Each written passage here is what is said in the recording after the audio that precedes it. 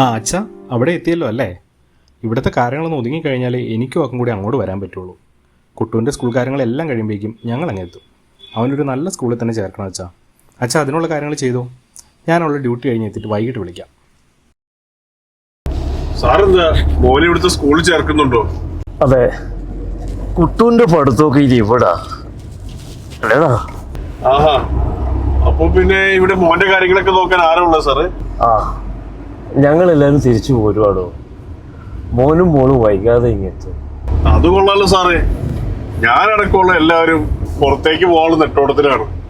അപ്പോ സാറും കൂടെ പോകുന്ന സമയത്ത് ഇങ്ങോട്ടോ? ഓ, മടുത്തു.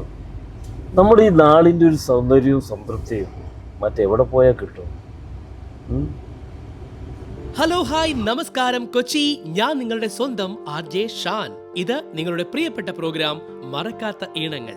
ഇന്ന് നിങ്ങൾ എല്ലാവരും ഒരുപാട് ഇഷ്ടപ്പെടുന്ന ഒരു കാര്യം പറയട്ടെ. എന്താണ് ഷാനെ സസ്പെൻസ് ഇട്ടോണ്ടിരിക്കാതെ പറ എന്നല്ലേ? അതെ, ഓർമ്മകൾ. അതാണ് നമ്മുടെ ഇന്നത്തെ വിഷയം. ഓർമ്മകളിലേക്ക് തിരിഞ്ഞു നോക്കുമ്പോൾ ഏറ്റവും കൂടുതൽ മനസ്സിൽ വരുന്ന ഓർമ്മകൾ എന്തിനെ പറ്റിയായിരിക്കും? അതെ, നിങ്ങളിപ്പോൾ ആലോചിച്ചത് തന്നെ നമ്മുടെ എല്ലാവരുടെയും പ്രിയപ്പെട്ട സ്കൂൾ കാലഘട്ടം.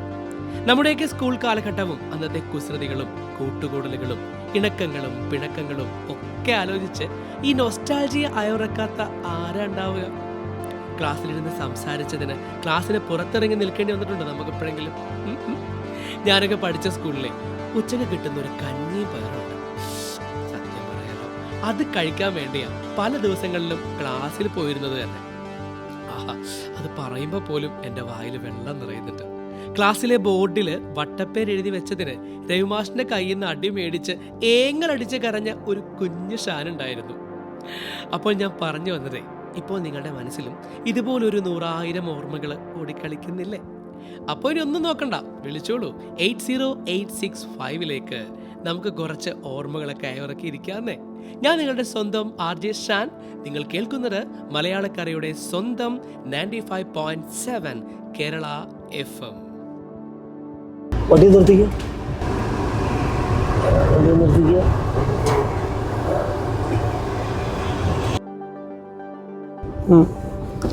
ഇതാണോ അച്ചാച്ചൻ പറയാറുള്ള സ്കൂള്? ആ, ഇതാണ് അച്ചാച്ചനും മോൻ്റെ അച്ഛനും പഠിച്ച സെറ്റിൽമെന്റ് സ്കൂൾ. എത്രയോ മഹാരഥന്മാർ പഠിച്ചിറങ്ങിയ സ്കൂളാണ്. ഇവിടെ വരുമ്പോൾ ഞാൻ ഇപ്പോഴും ആ പഴയ കൊച്ചു കുസൃതിക്കുട്ടി തന്നെയാണ്. സാറ് ഇവിടെയാണോ പഠിച്ചത്? ഞാനും ഇവിടെ പഠിച്ചത് സാറേ. പക്ഷെ 4ാം ക്ലാസ് വരെ പഠിക്കാൻ പറ്റുള്ളൂ ഇവിടെ. അപ്പോഴത്തേക്ക് ഫാദറിന് ട്രാൻസ്ഫർ ആയി, പിന്നെ വേറെ സ്കൂളിലേക്ക് പോകേണ്ടതായിട്ട് വന്നു. അല്ലെങ്കിൽ മുഴുവൻ സമയം ഞാനിവിടെ പഠിക്കേണ്ടതായിരുന്നു. എന്തായിരുന്നാലും അടിപൊളി സ്കൂളാണ് സാറേ. എന്തായാലും നമുക്കൊന്ന് കയറിയാലോ സാറേ? ആ, കയറാം.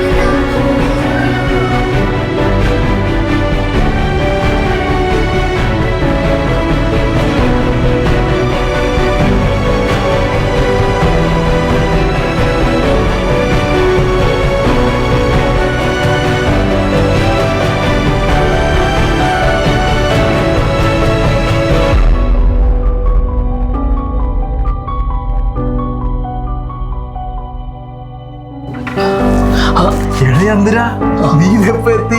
എത്ര വർഷമായി കണ്ടിട്ട്?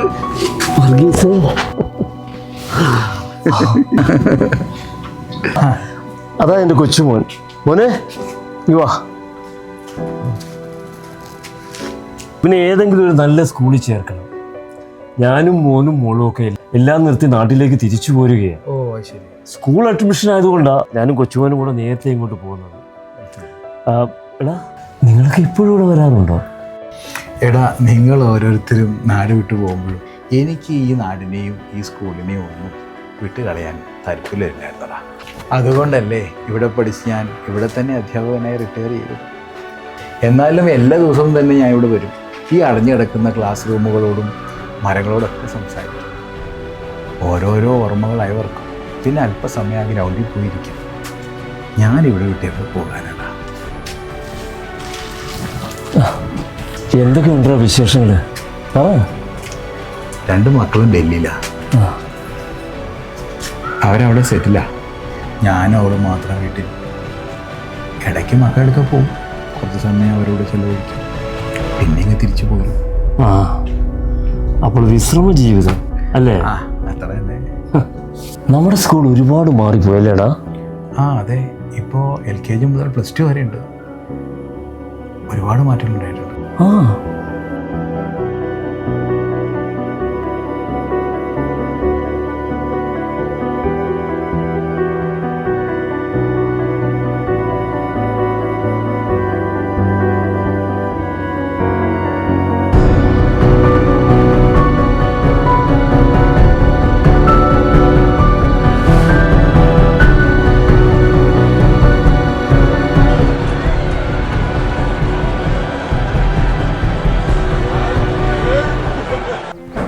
1927 21 പ്രബുദ്ധരായ മനുഷ്യസ്നേഹികൾ ചേർന്ന് രൂപീകരിച്ച ഒരു അസോസിയേഷനാണ് ആൽവേ സെറ്റിൽമെൻറ്റ്.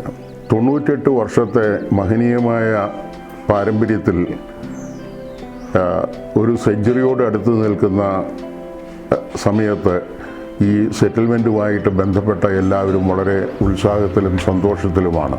ഈ സെറ്റിൽമെൻറ്റ് എൻ്റെ പരമാധികാര ഭരണസമിതി എന്ന് പറയുന്നത് സെറ്റിൽമെൻറ്റ് അസോസിയേഷനാണ്.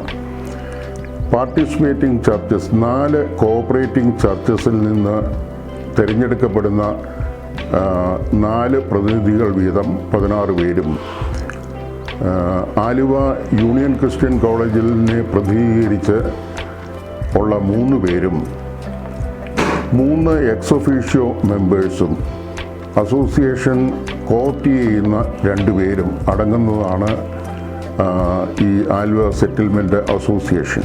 കുട്ടികളുടെ ഉന്നമനത്തിന് വേണ്ടി വിവിധങ്ങളായ സ്കോളർഷിപ്പുകൾ ഞങ്ങൾ കൊടുക്കുന്നു. അതുപോലെ തന്നെ ഈ കുട്ടികളുടെ സ്കോളർഷിപ്പ് നടത്തുന്നതിന് വേണ്ടിയിട്ട് പൂർവ്വ വിദ്യാർത്ഥി സംഘടനയായ സോസായുടെ നേതൃത്വത്തിൽ കുട്ടികൾക്ക് സ്കോളർഷിപ്പ് പ്രദാനം ചെയ്യുന്നു. അതുപോലെ തന്നെ വിവിധ ബാച്ചുകളിലുള്ള ഓൾഡ് സ്റ്റുഡൻസ് അവരുടേതായ കോൺട്രിബ്യൂഷൻ ഈ സ്കൂളിന് വേണ്ടിയിട്ട് കൊടുത്തുകൊണ്ടിരിക്കുന്നു. 1975 മുതൽ 1981 വരെ സെറ്റിൽമെൻറ്റ് സ്കൂളിൽ താമസിച്ച് പഠിച്ചിരുന്ന പൂർവ്വ വിദ്യാർത്ഥിയും ഇപ്പോൾ സെറ്റിൽമെൻറ്റ് ഓൾഡ് സ്റ്റുഡൻസ് അസോസിയേഷൻ അഥവാ സോസയുടെ ജനറൽ സെക്രട്ടറിയും ആണ്. 1953 ഇന്ന് കാണുന്ന ഹൈസ്കൂൾ കെട്ടിടം സ്ഥാപിച്ചത്. 1955 ഇവിടെ നിന്നും ആദ്യ ബാച്ച് SSLC പുറത്തിറങ്ങി. ഇതിൻ്റെ കുറേ നാഴികക്കല്ലുകളെ പറ്റി പറയുകയാണെങ്കിൽ 1927 ഏറ്റവും സമൂഹത്തിൽ ഏറ്റവും താഴേക്കിടയിലുള്ള, സാമ്പത്തികമായും മറ്റു രീതിയിലും താഴേക്കിടയിലുള്ള കുട്ടികൾക്ക് സൗജന്യമായി താമസ സൗകര്യവും പഠനത്തിനുള്ള സൗകര്യവും ഒരുക്കിക്കൊണ്ട് ആണ് ഇത് തുടങ്ങിയത്. ഇത് തുടങ്ങിയിട്ട് 1939 പ്രൈമറി സ്കൂൾ ഒരു മലയാളം സ്കൂളായി മുന്നേറുകയും അതിനുശേഷം അത് കേരള ഗവൺമെൻറ് ഏറ്റെടുക്കുകയും ചെയ്തു. 1954 8ാം ക്ലാസ്സോടെ ഹൈസ്കൂൾ ക്ലാസ്സുകൾ ആരംഭിച്ചു. 1956 ഹൈസ്കൂൾ പൂർണ്ണ രൂപത്തിലായി. അതിനുശേഷം 1959 KER, അതായത് കേരള എഡ്യൂക്കേഷൻ റൂൾസ് അനുസരിച്ചുള്ള ഭരണ സംവിധാനമായി കേരളത്തിലുള്ള എല്ലാ സ്കൂളുകളും KERൻ്റെ കീഴിൽ വന്നു. അതനുസരിച്ച് ഈ സ്കൂളും വന്നു. 1984 ഇംഗ്ലീഷ് മീഡിയം ഡിവിഷൻസ് ആരംഭിച്ചു. 2004 ഹയർ സെക്കൻഡറി സ്കൂൾ ആരംഭിച്ചു. ഹയർ സെക്കൻഡറി 3 ബാച്ചാണ് ഇവിടെ പ്രവർത്തിക്കുന്നത്. Computer science, biomaths, commerce with computer application. ഏകദേശം 30ഓളം ടീച്ചേഴ്സ് ഇവിടെ പഠിപ്പിക്കുന്നുണ്ട്. കുട്ടികളുടെ ഉന്നമനത്തിന് വേണ്ടിയിട്ട് വിവിധങ്ങളായ പദ്ധതികളാണ് സെറ്റിൽമെൻറ്റ് സ്കൂള് രൂപീകരിച്ചിരിക്കുന്നത്.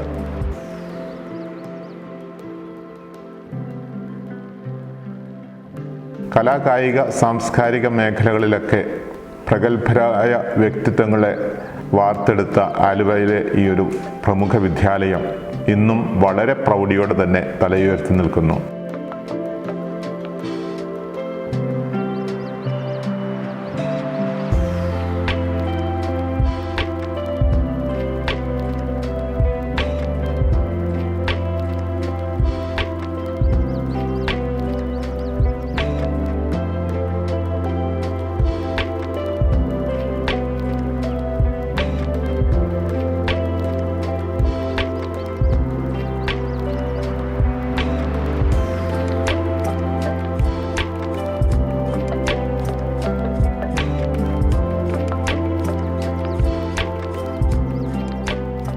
രണ്ട് വർഷങ്ങളായി ജില്ലാ തലത്തിലും സംസ്ഥാന തലത്തിലും ഇപ്പോൾ നാഷണൽ ലെവലിൽ വരെ നമ്മുടെ കുട്ടികൾ എത്തി നിൽക്കുന്നു.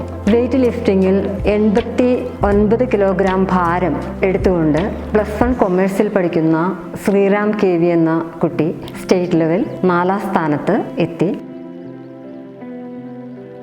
അതുപോലെ ആർച്ചറി വിഭാഗത്തിൽ നാഷണൽ ലെവലിൽ പങ്കെടുത്ത +1 കൊമേഴ്സിലെ തന്നെ ദേവനന്ദു S വളരെ നല്ല ഒരു പ്രകടനമാണ് കാഴ്ചവെച്ചിരിക്കുന്നത്. ഈ സ്കൂളിൽ ജൂനിയർ റെഡ് ക്രോസ്, NSS മുതലായ സംഘടനകൾ പ്രവർത്തിക്കുന്നു.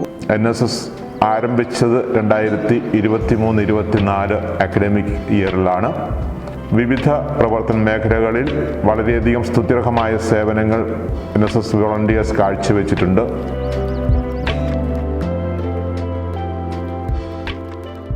2014 JRC ഈ സ്കൂളിൽ ആരംഭിച്ചു. ഇപ്പോൾ നമുക്ക് 29ഓളം കേഡറ്റുകൾ JRCയുടെ കീഴിലുണ്ട്.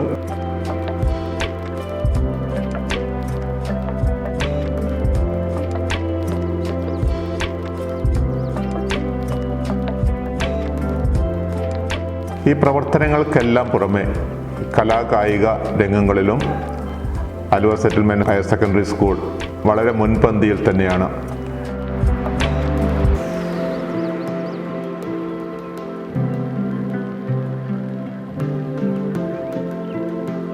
സമീപ പ്രദേശത്ത് ഉള്ള സ്കൂളുകളിൽ ഒന്നുമില്ലാത്ത തരത്തിലുള്ള അതിവിശാലമായ ഒരു ground Aluva settlement higher secondary സ്കൂളിൻ്റെ സ്വന്തമാണ്.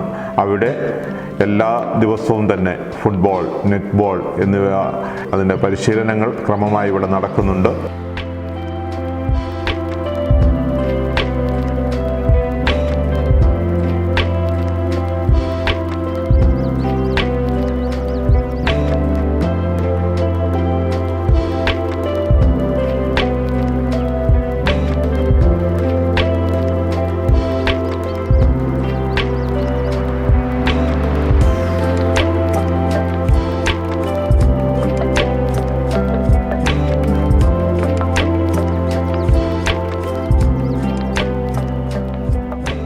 Craft, work experience, science exhibition തുടങ്ങിയതിലെല്ലാം നമ്മുടെ കുട്ടികൾ പങ്കെടുക്കുന്നുണ്ട്. എല്ലാ തരത്തിലും എല്ലാ മേഖലയിലും മികച്ച പ്രകടനം കാഴ്ചവെച്ചുകൊണ്ടിരിക്കുകയാണ്. ഇത് കൂടാതെ ആലുവ സെറ്റിൽമെൻറ്റിൻ്റെ കീഴിൽ ഒരു റൂറൽ മെഡിക്കൽ മിഷൻ എന്ന് പറയുന്ന ഒരു ഹോസ്പിറ്റലും നടത്തുന്നുണ്ട്. വളരെ തുച്ഛമായ നിരക്കിൽ സാധാരണ ജനങ്ങൾക്ക് മെഡിക്കൽ സൗകര്യങ്ങൾ ഒരുക്കി കൊടുക്കുന്ന ഒരു സ്ഥാപനമാണത്. വളരെ സ്തുത്യർഹമായ രീതിയിൽ അത് നടന്നു വരുന്നു. നമ്മുടെ സ്കൂളിൻ്റെ ഒരു പ്രത്യേകത പറയുകയാണെങ്കിൽ നമുക്ക് ഒരു ഡോക്ടർ എപ്പോഴും ഓൺ കോൾ നമുക്കുണ്ട്. അങ്ങനെ ഒരു സാധാരണ എല്ലാ സ്കൂളുകളിലും ഇല്ലാത്തതുപോലെ നമ്മളുടെ സ്കൂളിൻ്റേതായിട്ട് തന്നെ നമ്മളോട് ബന്ധപ്പെട്ട ഒരു ഡോക്ടർ ഓൺ കോൾ സംവിധാനവും നമ്മൾക്കുണ്ട്. ഇതിനോട് ചേർന്ന് പ്രവർത്തിക്കുന്ന എല്ലാവരുടെയും നിസ്വാർത്ഥമായ സേവനവും സഹകരണവും ഇതിനുണ്ട്. അതിൽ വളരെ സന്തോഷമുണ്ട്. ഇനിയും വലിയ നേട്ടങ്ങൾ കൈവരിക്കട്ടെ എന്ന് ആശംസിച്ചുകൊള്ളുന്നു.